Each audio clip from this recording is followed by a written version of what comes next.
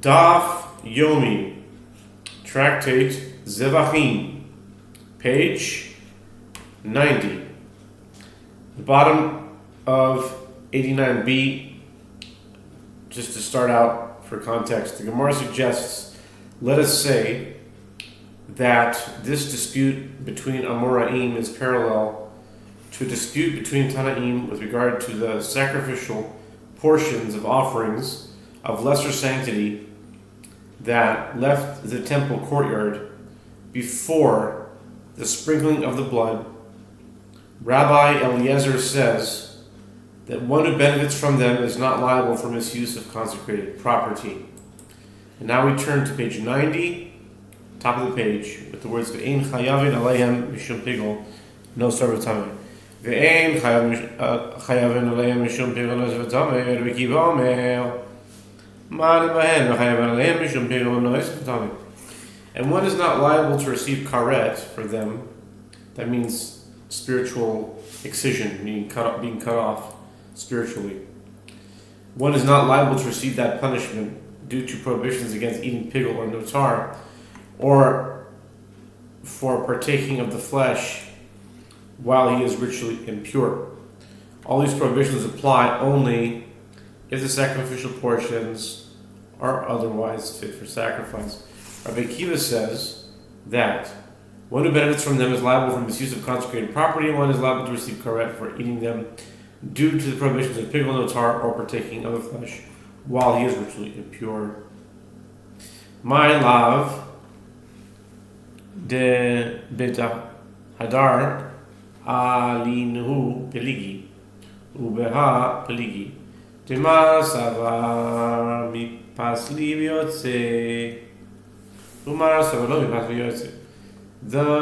explains, what is it not correct to say that they disagree with regard to a case where after taking the portions to be burned out of the temple courtyard, one then brought them back into the courtyard before the sprinkling of the blood? And if so, it is with regard to this very point that they disagree. As one sage, Rabbi Eliezer, holds that the portions are disqualified by leaving the courtyard. And one sage, Rabbi Akiva, holds that the portions are not disqualified by leaving the courtyard. Amar Rav Papa, Badahadar Lenayu, Alinu Kule Alma Leblegi, Bidisanu Abare Plegi. The Gemara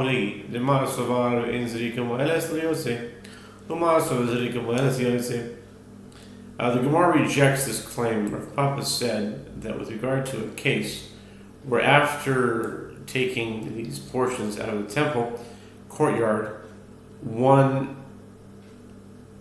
then brought them back into the courtyard before the sprinkling of the blood, everyone agrees that they are fit. And here they disagree with regard to a case where these portions are outside the courtyard, where the blood is sprinkled on the altar, and they disagree with regard to this following matter. As one sage, Rabbi Eliezer, holds that the sprinkling of the blood is not effective with regard to those portions that were taken out of the courtyard, meaning it does not render them fit. And one sage, Rabbi Akiva, holds that the sprinkling of the blood is effective with regard to those portions that were taken out of the courtyard, meaning it renders them fit. The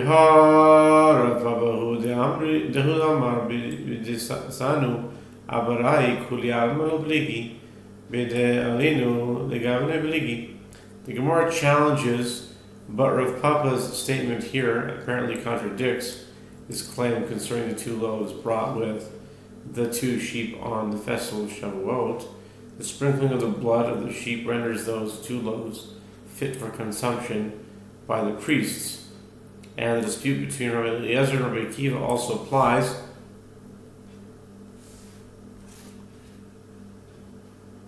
In that case, the Gemara elaborates, Rav Papa is the one who said that with regard to a situation where the two loaves are outside the temple courtyard, where the blood of the two sheep is sprinkled on the altar, everyone, even Rabbi Akiva, agrees that the sprinkling does not render the two loaves fit, and therefore If one eats them, he is not liable to receive karet due to the prohibition against eating pigul. Rather, the Tanaim disagree with regard to a case where one returned the loaves to within the temple courtyard before the sprinkling of the blood. The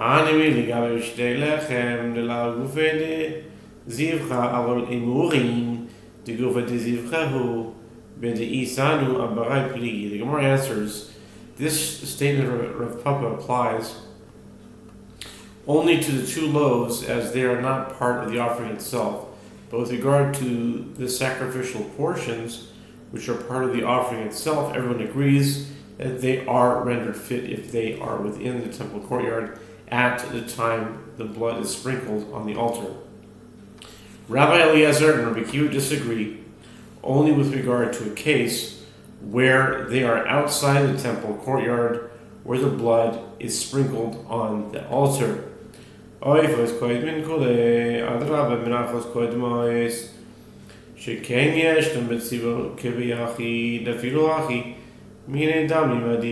Mishnah teaches the bird offerings precede meal offerings due to the fact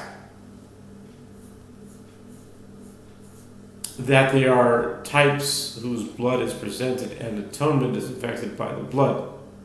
The Gemara challenges, on the contrary, meal offerings should precede bird offerings, as they are sacrificed both as communal offerings and as individual offerings, whereas there are no communal bird offerings. The Gemara explains, even so, the fact that bird offerings are types whose blood is sprinkled is of greater importance. Minchas nidava kodemes shekain tuna sheman ulevoina afilu hachi minchas choite abba al chet adifa d'mechaberes. The Mishnah further teaches that the meal offering of a sinner precedes a voluntary meal offering. The Gemara challenges, on the contrary, a voluntary meal offering should precede the meal offering of a sinner, as it requires oil and frankincense. The Gemara explains, even so, the meal offering of a sinner, which comes due to a sin, is of greater importance as it affects atonement. A dilemma was raised before the sages. Minchas soite, or minchas nedave, eis ben kodemes, minchas nedave kadma, shekain tuna shemen or levoina, oidem minchas soite kadma shekain ba levareabon. A dilemma was raised before the sages with regard to the meal offering of a sota. A woman suspected by her husband of having committed adultery, and a voluntary meal offering being brought by someone at the same time. Which of them precedes the other? Does the voluntary meal offering take precedence, as it requires oil and frankincense, or perhaps the meal offering of a sota takes precedence, as it comes to clarify the woman's transgression as a part of the rite performed with a sota? Tashima minchas chayte kedemes minchas endave minchas chayte hi bekam minchas endave iha minchas soita la migatani mipnei shehu mechaperes mipnei she ba'al chet katani v'hanami ba'al chet. The Gemara suggests, come and hear, as the Mishnah states, that the meal offering of a sinner precedes the voluntary meal offering. One can infer from this that it is only the meal offering of a sinner that precedes the voluntary meal offering, but the meal offering of a sota does not. The Gemara rejects this proof. Is the Mishnah teaching that the meal offering of a sinner takes precedence due to the fact that it affects atonement? The Mishnah teaches due to the fact that it comes because of a sin, and the meal offering of a sota also comes because of a sin, as she secluded herself with another man. Tashima zukedes lezo.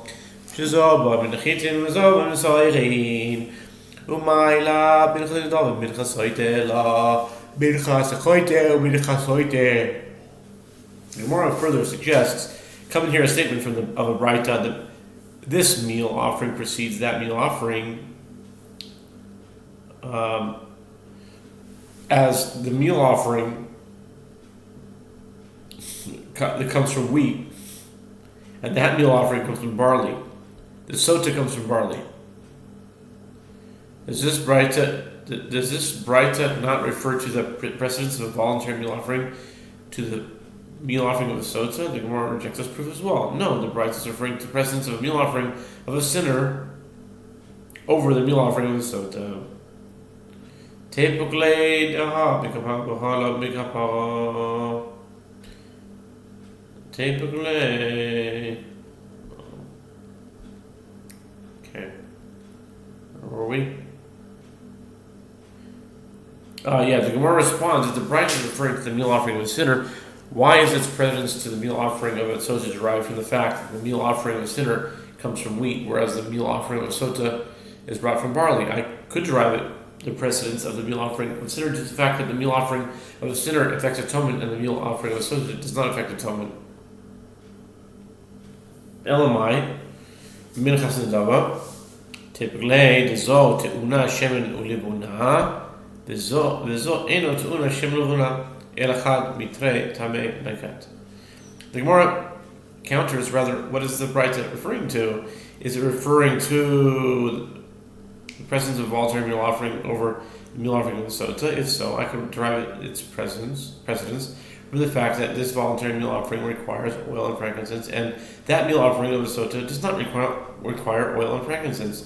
Rather, one cannot prove anything from the omission of an alternative explanation, as whichever way one interprets the Braita, it clearly cited one of two reasons. The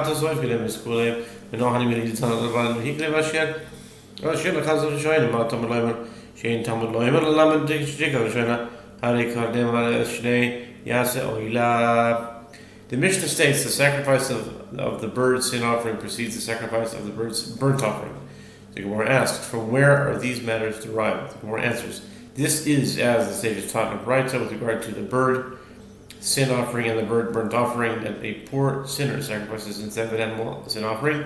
The verse states, and he shall offer that which is for the sin offering first, Leviticus 5:8. Why must the verse state this, as there is no need for the verse to state this in order to teach that the sin offering is sacrificed first, as it already stated, and he shall prepare the second for a burnt offering, Leviticus 5:10.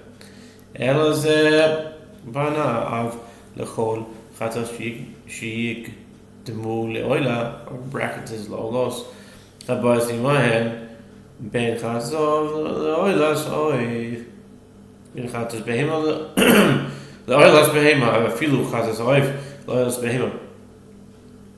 Rather, this verse established a paradigm for all sin offerings, teaching that they should precede the burnt offering that comes with them, whether in the case of a bird sin offering taking precedence over a bird burnt offering, whether in the case of an animal sin offering taking precedence over an animal burnt offering, and even with regard to a bird sin offering taking precedence over an animal burnt offering.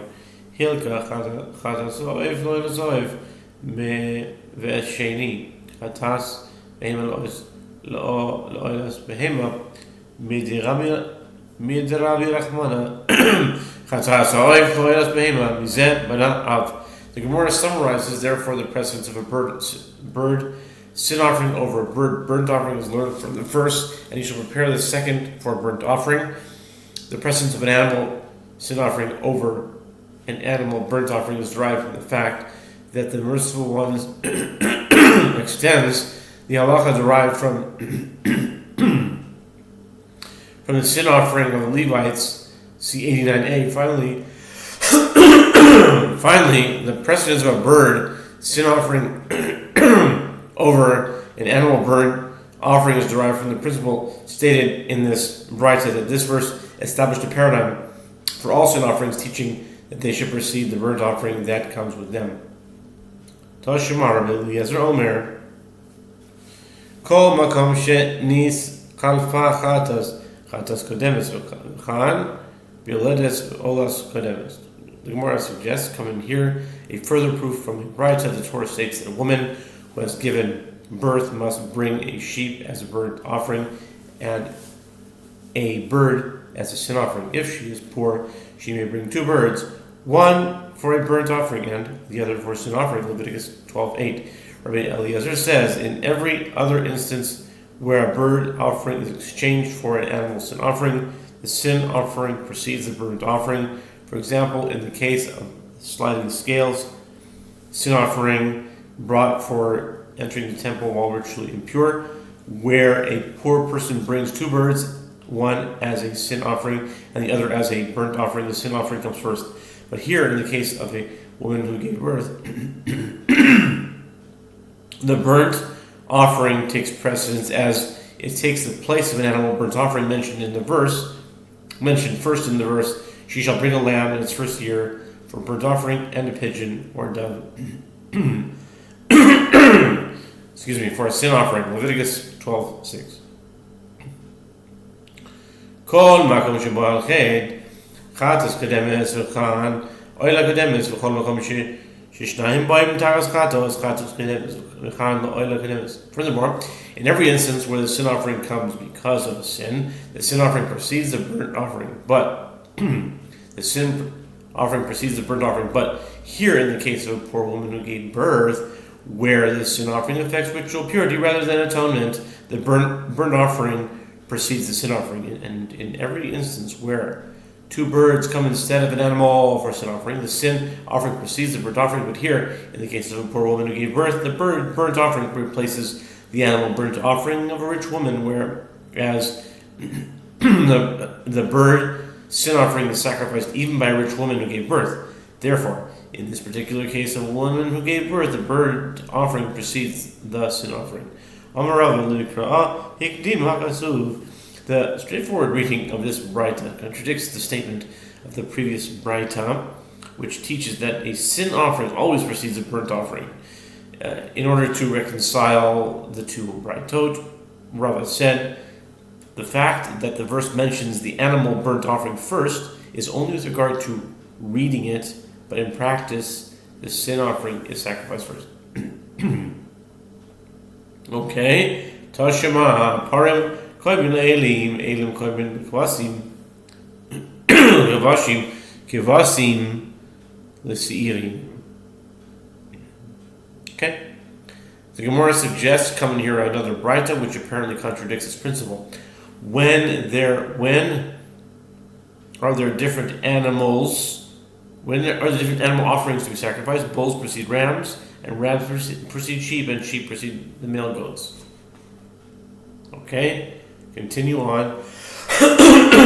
Continue on to 90, top of the page, with the word my lav dechag.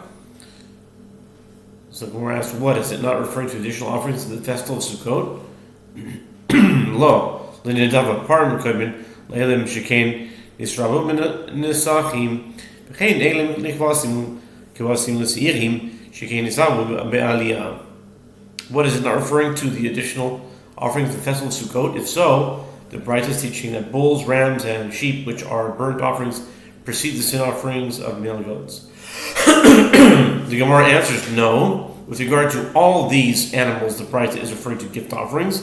The Gemara interprets the Braita in accordance with this explanation. Bulls precede rams as they require greater quantity of libations, and likewise rams precede sheep for the same reason. Sheep precede male goats, although their libations are identical, as the portions of the sheep consumed on the altar are greater. The sheep's tail is burned, whereas the goat's tail is not. Continuing Daf 90b after the break.